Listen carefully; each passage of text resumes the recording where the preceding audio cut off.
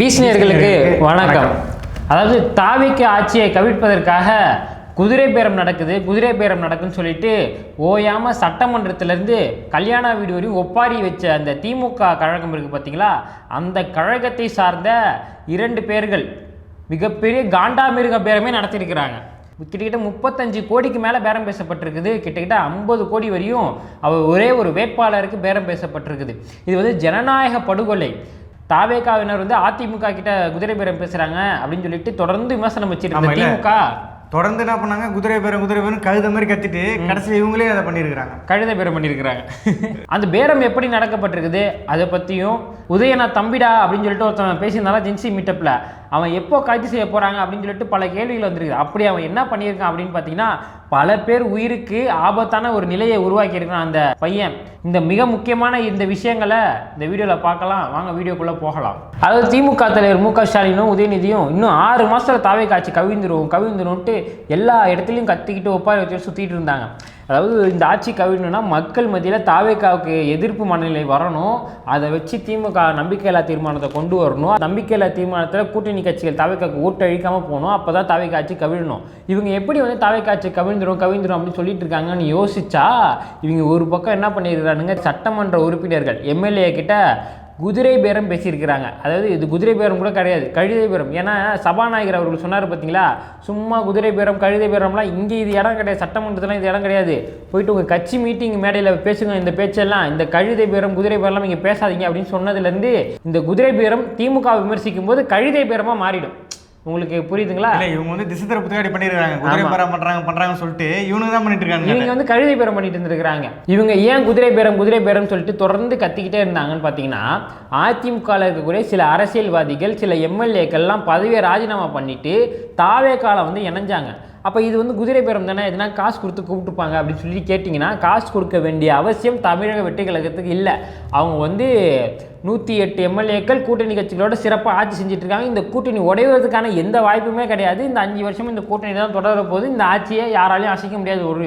ஒன்று அப்பயும் அதிமுக எம்எல்ஏக்கெல்லாம் வந்து தாவேகாக்கு வந்தாங்க. ஏன் வந்தாங்கன்னு கேட்டிங்கன்னு வச்சுக்கோங்களேன், நமக்கு வந்து எதனா வந்து இந்த அரசியலில் இந்த கட்சியில் நமக்கு ஒரு எதிர்காலம் இருக்குன்னா அதில் நம்ம பயணிப்போம். நம்ம இந்த கட்சியில் இருக்கிறோம், நம்ம இதுக்கு மேலே ஜெயிக்கவே மாட்டோம், இந்த கட்சிக்குமே எதிர்காலம் கிடையாது, இந்த கட்சி 5, 6, 7, 8 உடையுதுன்னா அந்த கட்சியில் நீ இருப்பியா? கண்டிப்பாக அடுத்தது தான் நல்ல விதத்துக்கு போவோம். அடுத்து எந்த கட்சி நமக்கு ஏற்ற கட்சி அதுக்கு தானே போவோம். அப்படி தான் நம்ம எடப்பாடி பழனிசாமி 11 தோல்வி பழனிசாமி எல்லாராலும் அன்பால் அளிக்கப்படுவார். ஏன்னா கிட்டத்தட்ட 11 இல்லை 12 இல்லை நிறைய தோல்விகளை எடப்பாடி பழனிசாமியான தலைமை இருக்கக்கூடிய அதிமுக வந்து அடைஞ்சிருக்கிறாங்க. சட்டமன்றம், நாடாளுமன்றம், உள்ளாட்சி, ஊராட்சி, இடைத்தேர்தல்னு சொல்லிட்டு கிட்டத்தட்ட 13, 14 தோல்விகளை தொடர் தோல்விகளை அதிமுக அடைஞ்சிட்டு இருக்கு.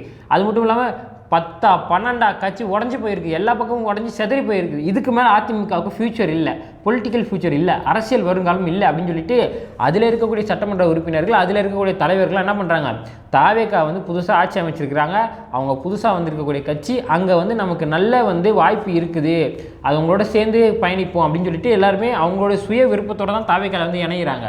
இதை உடனே குதிரை பேரம்னு இவங்க பேசிக்கிட்டு இவங்க என்ன பண்ணியிருக்காங்கன்னா, தமிழக வெற்றி கழகத்தை சார்ந்த இளையராஜா என்கிற சட்டமன்ற உறுப்பினரை வந்து குதிரை பேரம் பேசியிருக்கிறாங்க. அதாவது நீங்கள் வந்து திமுகவுக்கு ஆதரிங்க, ஒரு யூடியூபர் முதல்ல போய் பேசுகிறாரு, உங்களுடைய வேல்யூ உங்களுக்கே தெரில சார், நீங்கள் வந்து திமுகவில் இருந்தீங்கன்னா உங்களுக்கு எப்படி நீங்கள் கோடியில் புரளலாம் அப்படின்னு சொல்லி பேசியிருக்கிறாங்க. பேசி செந்தில் பாலாஜி இருக்காருங்க பார்த்தீங்களா, இந்த கரூர் முன்னாள் அமைச்சர் செந்தில் பாலாஜி இருக்காரு பார்த்தீங்களா, அவருடைய இலது வடது அப்படின்னு சொல்லக்கூடிய ரமேஷ் கார்த்திக், அதாவது நிழல் கூட செந்தில் பாலாஜியை விட்டு பிரிஞ்சிடும், ஆனால் கார்த்திக்கும் ரமேஷும் பிரிய மாட்டாங்க அப்படின்னு சொல்கிற மாதிரி நெருங்கிய உறவில் இருக்கக்கூடியவர் தான் இன்னைக்கு கைதாகப்பட்டிருக்க. இவங்க 2 பேர், மொத்தம் 3 பேர் கைது பண்ணிக்கிறாங்க. அதில் 2 பேர் செந்தில் பாலாஜிக்கு இலது வலது. பிரிக்க முடியாதுன்னா இப்போ இவங்க 2 பேரும் உள்ள பிடிச்சி போட்டாங்க, என்ன பண்ண போறாங்க? இப்போ இவரு என்னடா கேள்வி அது? அவங்க உள்ள போனாங்கன்னா அவங்க தப்பு பண்ணியிருக்காங்க, அதுக்குன்னு செந்தில் பாலாஜி தூக்கி உள்ள போட முடியுமா? நியூஸ் முதல்ல பார்க்கும்போது சரி இவர் தான் பிடிச்சிட்டாங்க ஒரு ஆசையாக பார்த்தேன். அவரை பிடிக்கல, அவருடைய தம்பியை வலைவீசி தேடிட்டு இருக்கதா தகவல் வெளியாகுது. இந்த குதிரை பேரத்தில் இவங்க கார்த்திக் ரமேஷ் என்ன பண்ணியிருக்காங்க, அந்த சட்டமன்ற உறுப்பினருக்கு போயிட்டு இந்த மாதிரி நீங்கள் வந்து சபாநாயகருக்கு நம்பிக்கையில்லா தீர்மானம் ஏற்படுத்தும் பொழுது நீங்கள் வந்து அவருக்கு வந்து ஓட்டு போடக்கூடாது, எங்களுக்கு சாதகமாக நீங்கள் வந்து செய்யணும் அப்படின்னு சொல்லி கேட்டபோது அவர் வந்து இல்லை முடியாதுங்க அப்படின்னு சொல்லியிருக்கிறாரு. முடியாதுன்னு சொன்னோடனே இவங்க வந்து ஒரு கட்டம் மேலே போயிட்டு மிரட்டல் விடுத்திருக்கிறாங்க. இவர் உடனே டென்ஷன் ஆகி எனக்கே மிரட்டல் விடுக்கிறான்னு சொல்லிட்டு இவர் வந்து காவல்துறையில் போயிட்டு எல்லாத்தையும் ஒரு கடிதமாக எழுதி கொடுத்துட்டாங்க. தாவேக்கால இருக்கக்கூடிய அமைச்சர் நிர்மல்குமார் அவர்களும் ஆதவர்ஜுனா அவர்களும் இவங்க 2 பேருமே என்ன பண்ணாங்க, அடிக்கடி தாவேக்கா எம்எல்ஏக்களை விலைக்கு வாங்க திமுக முயற்சிக்குது அப்படின்னு சொல்லிக்கிட்டே இருந்தாங்க. இன்றைக்கி வந்து எவிடன்ஸோட ஒருத்தர் வந்து கம்ப்ளைண்ட் கொடுக்கவும் விட மாட்டாங்க, உடனே ரிமாண்ட் பண்ணு அப்படின்னு சொல்லிட்டு இன்றைக்கி 3 பேர் ரிமாண்ட் பண்ணியிருக்காங்க. செந்தில் பாலாஜியோட இலது வலது 2 பேர், கார்த்திக் ரமேஷ் 2 பேர் அரெஸ்ட் பண்ணியிருக்காங்க. அது மட்டும் இல்லாமல் ஒரு யூடியூபரும் சொல்கிறாங்க, அவரையும் அரெஸ்ட் பண்ணியிருக்காங்க. இவங்க வந்து தாவேக்கா எம்எல்ஏவை விலைக்கு வாங்க முயற்சித்தாங்க. எவ்வளோக்குன்னு பார்த்தீங்கன்னா 35 கோடிக்கு விலைக்கு வாங்க முயற்சித்தாங்கன்னு சொல்லிட்டு இவங்களை கைது பண்ணியிருக்கிறாங்க. இப்போ வந்து மானங்கெட்ட கேள்வியை வந்து கேட்குறாங்க. யார் கேட்குறாருன்னா நிர்மல்குமார் கேட்குறாரு. யாரை பார்த்து? திரு ஸ்டாலின் அவர்களை பார்த்து நிர்மல்குமார் அவர்கள் மானங்கெட்ட கேள்வியை கேட்குறாரு. இப்போ வந்து அமைச்சர்கள் இருக்கிறவங்களே கேட்குறாங்க, அந்த அளவுக்கு நடந்துக்கிறாங்க அவங்க. இப்போ வந்து அதிமுகலேருந்து எம்எல்ஏக்கள் போகிறதுக்கு யார் காரணம்? யார் காரணம்? அவர் தான் காரணம். திமுக இருக்கக்கூடிய கூட்டணி கட்சிகள் வெளியேறி தாவேக்கால இணைந்ததுக்கு யார் காரணம்? அவர் தான் காரணம். மிகப்பெரிய அரசியல் தவறை பண்ணாது திரு மு.க. ஸ்டாலின் அவர்கள். விஜய் அவர்கள் ஜெயிச்சாருன்னு சொன்னோடனே தோல்வி அவரால் ஏற்றுக்க, விஜய் அவர்கள்ட்ட போய் தோத்த அந்த தோல்வியை ஏற்றுக்க முடியாமல் ஸ்டாலின் அவர்கள் என்ன பண்ணாரு, நம்ம அதிமுகவும் திமுகவும் சேர்ந்து கூட கூட்டணி அமைக்கலாம், விஜயை வந்து ஆட்சி அமைக்க விடக்கூடாதுன்னு சொல்லிட்டு ஒரு வேலையை பார்த்தாரு. அதிமுகவில் உண்மையாக ஜெயலலிதா அம்மா மேலே பேரன்பும் பெருமதிப்பும் உள்ள தொண்டர்கள் இருப்பாங்கள்ல, உறுப்பினர்கள் இருப்பாங்களா, அவங்களுக்கு சுத்தமாக இந்த விஷயம் பிடிக்கல. அவங்களாம் வந்து ரொம்ப ஆதங்கத்தில் இருந்தாங்க.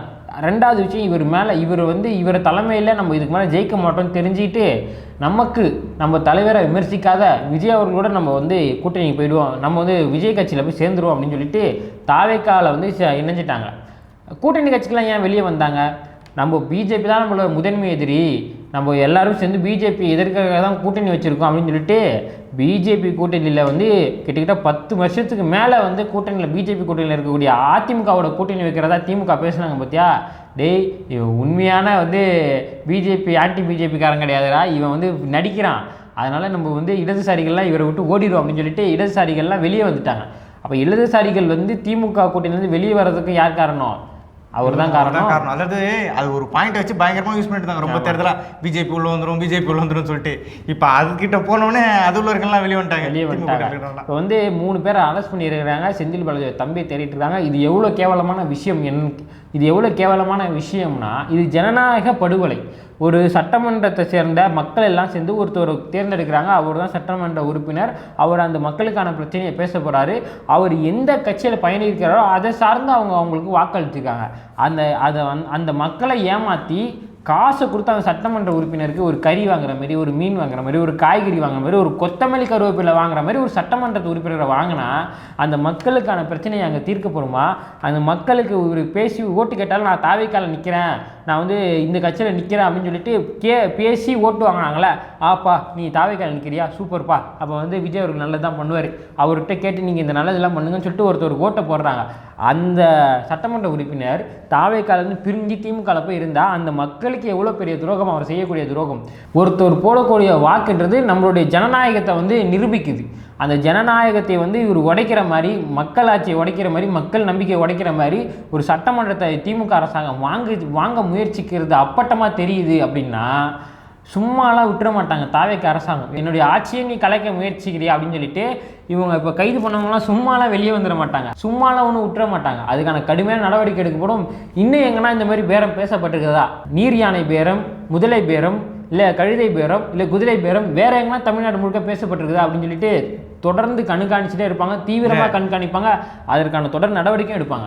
இதுக்கு முன்னாடி எவ்வளோ பேட்ட பேசினாங்கன்னே தெரியல, இப்போதான் முதல்ல வெளியே வந்திருக்கு. இதுக்கு மேலே ஒன்று வெளியே வரும். இன்னைக்கு வந்து முன்னாள் போக்குவரத்து துறை அமைச்சர், போக்குவரத்து துறையில் வந்து உங்களுக்கு வந்து அரசு வேலை வாங்கி தரேன்னு சொல்கிற பண மோசடியில் இன்றைக்கி வந்து அவர் காவல் ஆணையத்தில் ஆஜராகிருக்காரு. நாளைக்கு வந்து ஏவா வேலு அவர்கள் அமலாக்கத்துறையில் சம்மன் கொடுக்கப்பட்டு நாளைக்கு ஆஜராக இருக்கிறார். அது மட்டும் இல்லாமல் இன்றைக்கி செந்தில் பாலாஜியோடைய தம்பியை தேடிட்டு இருக்கிறாங்க. எதற்காகனா குதிரை பேரத்துக்காக பேசி தேடிட்டு இருக்கிறாங்க. இப்படி பல முதலைகள் வந்து தாவேக்காவால் வலை வீசப்பட்டு பிடிக்கப்பட்டு கூடியில் அடைக்க வெயிட் பண்ணி பார்ப்போம். இன்னும் பல முதலைகள் வந்து சிக்க போகுது அப்படின்னு சொல்லிட்டு நிறைய பேர் சொல்லிட்டு இருக்கிறாங்க. இல்லை இவங்க வந்து 6 மாதத்தில் ஆட்சியை கோக்க போகிறோன்னு சொல்லிட்டு என்ன தைரியத்தில் சொல்கிறாங்கன்னு இப்போ தான் தெரியுது. கடைசியில் பார்த்தா கவுக்கிறதுக்கு முயற்சி பண்ணுறாங்களா, அந்த முயற்சி கூட தோல்விதான். இவர் 6 மாதத்தில் ஒத்துமொத்த கட்சின்னு தூக்கி உள்ளே போட்டு ஆமாம் செதறதாக அமர் தூக்கி போட்டு உடச்சிட்டு திமுக செய்யக்கூடிய ஒரு தவறையும் வந்து ஒரு கண்காணித்து அதற்கான நடவடிக்கையை தொடர்ந்து எடுத்துகிட்டு இருக்காரு. 6 மாதம் கெடுவை ஸ்டாலின் அவர்கள் விஜய்க்கு கொடுத்தாரா, இல்லை விஜய் அவர்கள் ஸ்டாலின் அவர்கள் கொடுத்தாரான்னு தெரியல.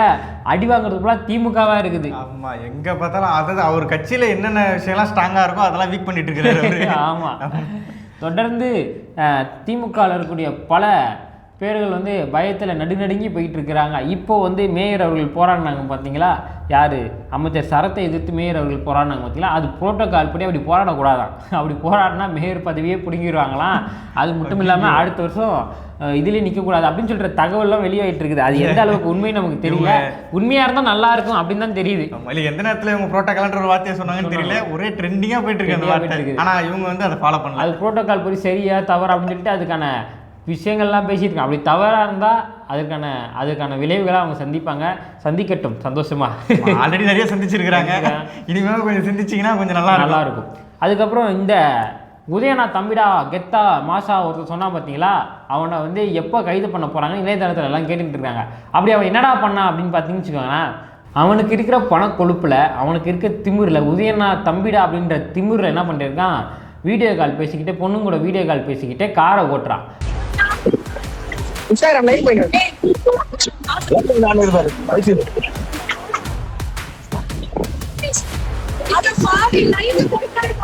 இப்படி தான் போன வருஷம் டிடிஏ பாசன் 2 வருஷத்துக்கு முன்னாடி காதில் ஃபோன் பேசிக்கிட்டே கார் ஓட்டணும்னு சொல்லிட்டு அவரை கைது பண்ணி அவருடைய காரையும் வந்து சீஸ் பண்ணி கிட்டத்தட்ட 2 வருஷத்துக்கு மேலே அதை வந்து போலீஸ் கஸ்டடியில் வச்சு தான் கொடுத்தாங்க. காரை வந்து கண்டமாக்கி தான் கொடுத்தாங்க. ஆனால் இவன் வந்து உதயநாத் தம்பிடா அப்படின்னு சொல்லிட்டு ஒரு கெத்தில் திமுறா வீடியோ கால் பேசிக்கிட்டே, கால் கூட கிடையாது, வீடியோ கால்.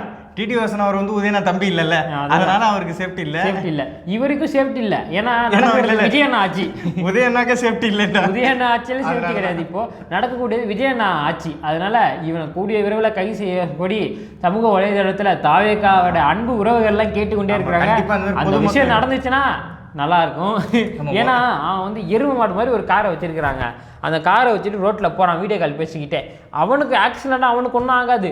ரோட்டில் ஒரு அங்குளும் ஆண்டியே போகிறாங்க, ஒரு குழந்தை போகுது, இல்லை சைக்கிளில் ஓரமாக ஒருத்தவங்க போகிறாங்க, நடந்து யாராவது பெண்கள் போகிறாங்கன்னா அவங்க மேலே அடிச்சு தூக்கிட்டா நான் உதயநாத் தம்பிடா அப்படின்னு சொல்லிட்டு அவன் கேஸ்லேருந்து வெளியாகிடுவான். ஆனால் போன உயிர் திரும்பி வருமா? இவனெலாம் சும்மா விட்டுட்டு வெளியே போகக்கூடாது. இந்த மாதிரி பொதுமக்களுக்கு இடையூறாக இருக்க ஆளுலாம் அவர் அறவே தவிர்க்கப்படணும். இந்த உதயநாத் தம்பிடா அப்படின்னு சொல்லிட்டு கெத்து காட்டுறவங்கலாம் என்ன பண்ணுவானுங்க, திமுக ஆட்சியில் கெத்தாக இந்த மாதிரி ஃபோனுக்குன்னு பேசிட்டு வீடியோ எல்லாம் பேசிட்டு ஹை ஸ்பீடில் அடித்து வண்டியை ஓட்டுவாங்க. இப்போ நடக்கக்கூடியது விஜயண்ணா ஆட்சி. அப்படிலாம் ஓட்டக்கூடாது கண்ணா. அப்படி ஓட்ட என்ன பண்ணுவாங்க, உன்னை இந்த மாதிரி பொதுமக்களுடைய உயிருக்கு பங்கம் விளைவிக்கும் விதமாக நீ வந்து வாகனம் ஓட்டணும்னு சொல்லி உன் மேலே வழக்கு பதிவு பண்ணி பல பிரிவுகள் கீழே உன் மேலே வழக்கு பதிவு செஞ்சு உன்னை வந்து சிறையில் அடிக்கப்படுறாங்க. உன்னை வந்து ரிமாண்ட் பண்ணுறதுக்கான வாய்ப்புகள் இருக்குது. அதனால் எப்போ இந்த நல்ல காரியம் நடக்கும் அப்படின்னு சொல்லி நம்ம ஆவலோட காத்திருப்போம். இது போன்ற அரசியல் நிகழ்வுக்கு மறக்காமல் வீஸ் சேனலை சப்ஸ்கிரைப் பண்ணிக்கோங்க, தொடர்ந்து பாருங்கள். உங்களுடைய கருத்துக்களில் கமெண்ட் பாக்ஸில் கமெண்ட் முடிஞ்சா அந்த ஹை பட்டன் எல்லாம் ப்ரெஸ் பண்ணிடுங்க. இந்த கீழே ஸ்க்ரோல் பண்ணி பார்த்தீங்கன்னா ஹைப்புன்னு ஒன்று வரும். அது கொடுத்தீங்கன்னா நிறைய பேருக்கு நம்மளுடைய வீடியோ வியூஸ் ஆகும். கமெண்ட் போட்டிங்கனாலும் நம்மளுடைய நிறைய பேருக்கு நம்மளுடைய வீடியோ வியூஸ் ஆகும். உங்களுடைய கமெண்ட்களை கீழே தெரிவிச்சிருங்க. அடுத்த வீடியோ சந்திப்போம். நன்றி, வணக்கம். நான் தன்னந்தனியாளு நீயால நம்ம பாரு.